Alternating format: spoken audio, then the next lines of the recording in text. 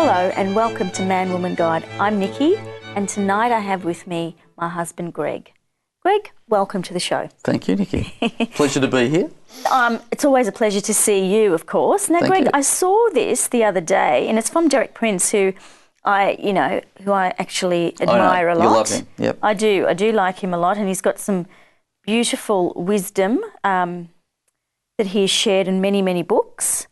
And before his death, and I have to say, really a man that's God has really moved through and in. And here's something really good that he says. So what I'm really talking about is a relationship between believers, where when the problems come up, they come out, and we exalt one another, encourage one another, correct one another, but don't reject one another. You've probably heard Bob Mumford's little slogan that says, correct me, but don't reject me. That's what people are crying out for. Correct me, but don't reject me. I've got this problem. Help me, but don't give up on me. Well, what do you think of that? Well, do we reject, if we don't help someone in a situation, do we reject them? Well, sometimes we do, I think. I guess so. Because maybe sometimes the situation's very close to you and you've been hurt by that person, or it's hard because, it says don't correct me but don't reject me. Now, I was saying to you before that, it's not really our job to say things to people. It's really God who, and through the Holy Spirit, who speaks to people and just really, brings them to a point. But the rejection bit I'm not sure about. In some instances, absolutely. In others, I'm not so sure. But if there is someone with the problem, you can't just sidestep it. True. You've got to get in there and help, especially if it's a fellow Christian. And I think it's the way we say it, though. I think we've got to correct them in love. Yes, absolutely. Which Jesus would never. He never ever corrected anyone out of anger. I know. He was except so for the Pharisees, schmick at doing that. Like, he just did it so poetically, well. He did it well. Yeah, he did it well. But see, that's the thing. He sees our hearts. He knows what we're all about. He loves us so much that he knows that actually what you're going through, the issue that you're going through, is not really you. That's not your character. True. You are whatever, and he sees the final result.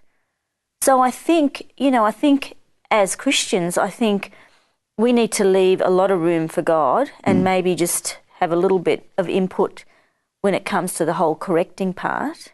But we've got to make that input, because many times I just can't get over this approach that we've got in our society that it's almost a mandate that says don't get involved, let people sort it out for themselves.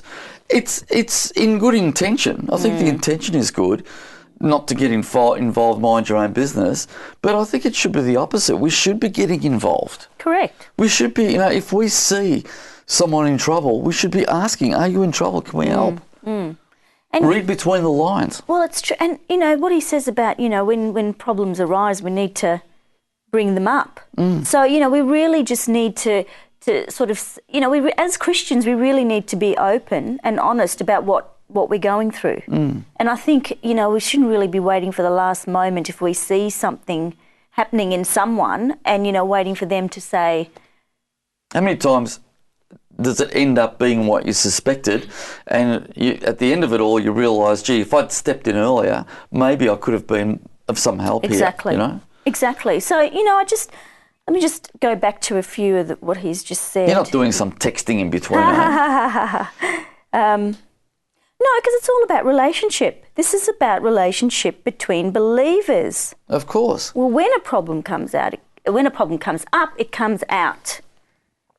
And I think that's what relationships are all about. And I think for our youth as well, our kids, they should be encouraged to support each other, help each other, and get involved when there's an obvious need there, And I think another little thing that Derek says at the end is help me but don't give up on me. Now, I think, we sometimes put a time frame on problems, and we expect it to be, yes, you've started this now, so this is day one, and I'll give you 2 weeks to get over that and to sort that out. But God doesn't put a time on anything. I mean, this could take years, but it's all about just walking.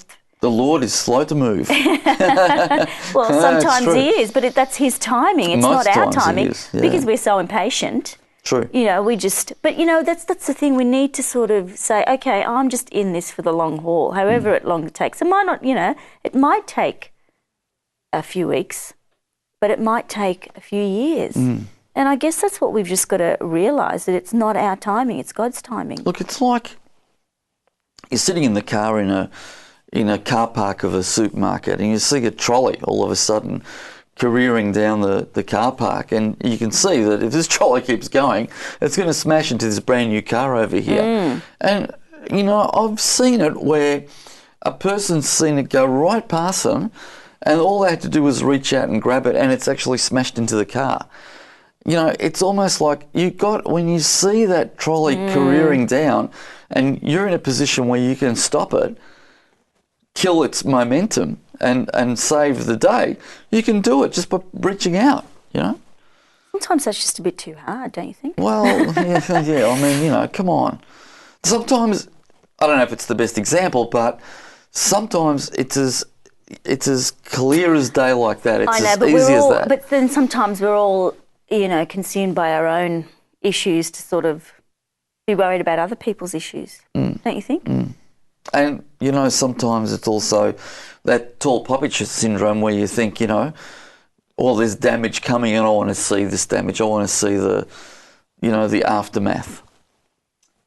Yeah, I'm not sure about, I don't. No, yes. Well, no, I agree with that, but I don't like that. No, that's I don't like it awful. either. I totally thing. rebuke and reject it, but in a way that's what the tall poppy syndrome is about. It's like we don't like it when other people are successful, yes. or when, you know, totally. everything goes their way. Yes, totally. You know? And if you see a warning sign somewhere and you think, oh, well, you know what, I'm not going to get involved because why should I? Then are you being responsible? I don't think so. No, not at all. But anyway, Greg, we have to take a break, but we'll come back later and have some more Chit-chat. Conversation. Absolutely. We'll be back in a few minutes.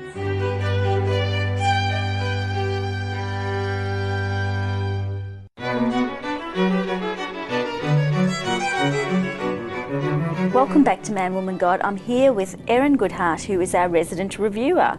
Erin, welcome back again. Thank you for having me. Now, I know it's very exciting because I love this movie. I want you to tell all. Oh my word, wow, Nikki.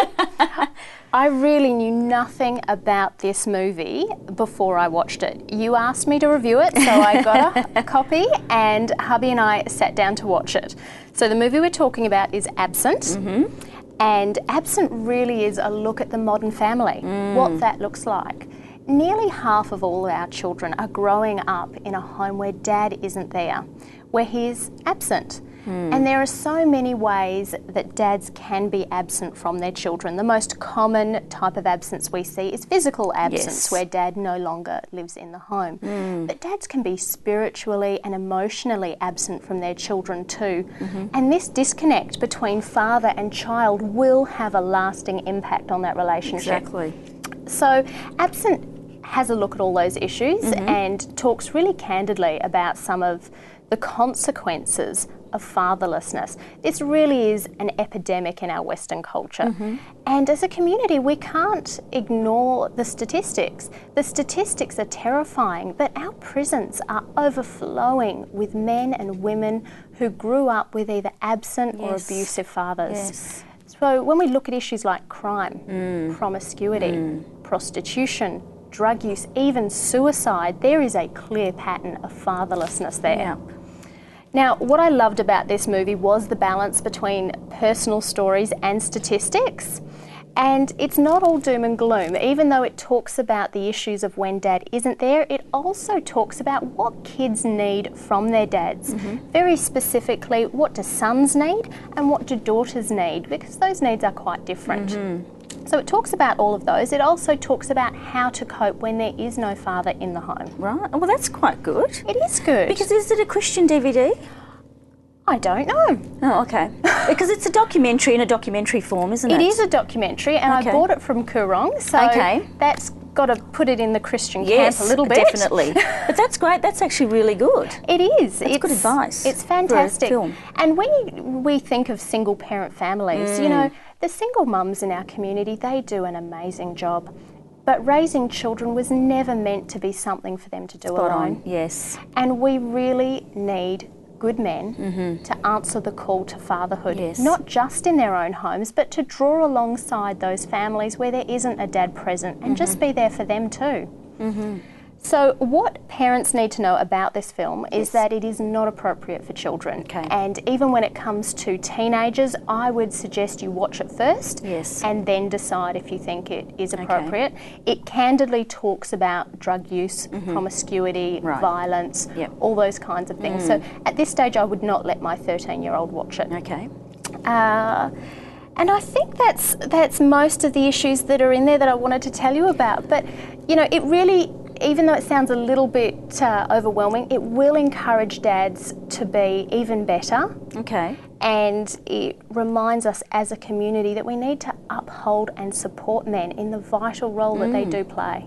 Now, there's a few stories in there, and I think one of them's from a member of, is it Black Sabbath? Metallica. Metallica, I knew it was one of those heavy metal bands. Because there's quite a few disturbing stories in the film about, but you know, they open up, these men open up about their, so what can you actually give us, can you give us a little bit of examples of some of these, especially, who is the member from? You know, if Lenny was sitting next to me, he would tell you his name, and I was never a huge Metallica fan, so I don't know his name. It is a member of...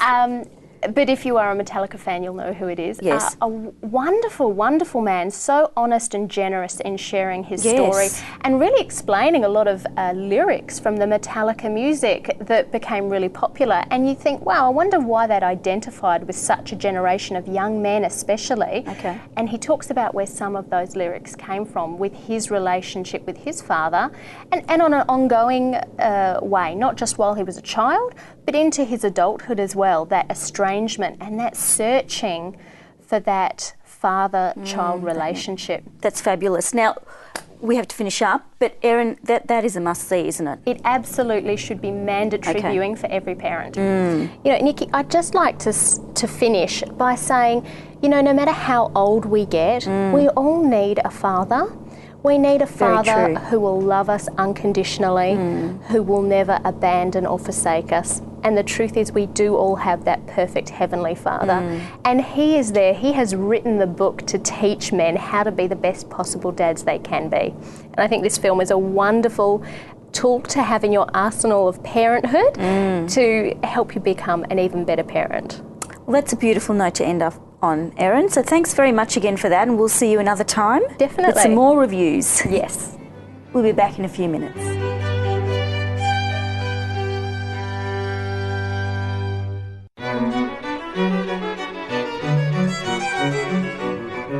Welcome back to Man, Woman, God. Now, Greg, I really loved that review from Erin. Yes, on very good. Absent, the movie Absent. You've seen or the that documentary film? Absent. I've seen excerpts of it, and I've seen a bit. Okay, well, I'm watching it tonight. Okay, go for it. Fatherlessness. Yeah. Well, that's a huge topic in itself. Of course. You know, how do you cover something like that? How do you talk about well, we've got a few minutes to talk about it, but gee, you know, obviously in a family that has no father, there's a huge chasm there. Oh, totally. Massive. I mean... ongoing. But you know, as Erin said, this is a huge problem because it is escalating, I think. There's so many families out there. But, you know, it immediately, why fatherless? Because maybe they've gone through a divorce. Yes. But, you know, divorce is just so easy to achieve a divorce these days. I mean, I've been watching YouTube. As you know, I love YouTube. Yes, I do. And I've been watching a lot of stuff from the 60s of late. You know, the Alfred Hitchcock Presents and Twilight Zone and all these 60s shows. And whenever there's mention of divorce, it's like it's really difficult to get. Yeah. It's hard to get a divorce. If we wanted to divorce, for instance, it's like you know, I'm gonna lodge for a divorce, and you both have to agree to it. And there's a process you had to go through, and it was a very, very difficult, to the point where they'd say, you know, one partner would say, well, no, I'm not going to divorce you, and that's all there is to it. They both had to agree. And that's only, 40-something years ago, 50 years ago. Today, you can get divorced like that in an instant. Well, I mean, that's just the way everything's instant in our society, isn't it? It is, isn't it? It's freeze-dried and, you know... Vacuum packed and, yes. you know, ready to serve in 3 microwave seconds, and that's it. You know? Yeah, true. But, you know, coming back to the whole fatherlessness thing, I mean, you know, a good example of someone who's quite successful from coming from a background like that is actually President Obama. Now, his father, they came from Africa, and his father actually ended up going back to Africa and ended up dying in jail.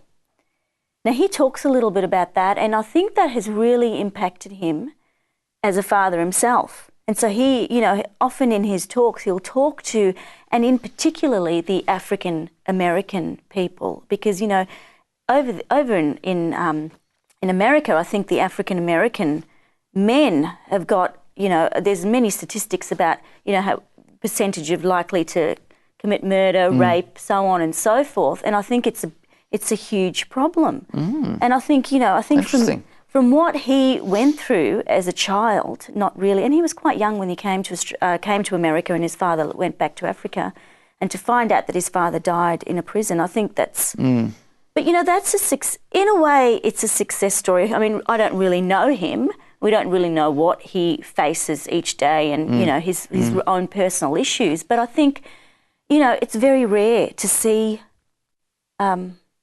someone succeed from a background like that. Yeah, it is. Yeah, I didn't really have any idea about that. No. Actually, yeah. So you know, I think it's just very hard, because they're also coming from a culture that's, you know, already marginalised and already put down, and it's how do you break out of that?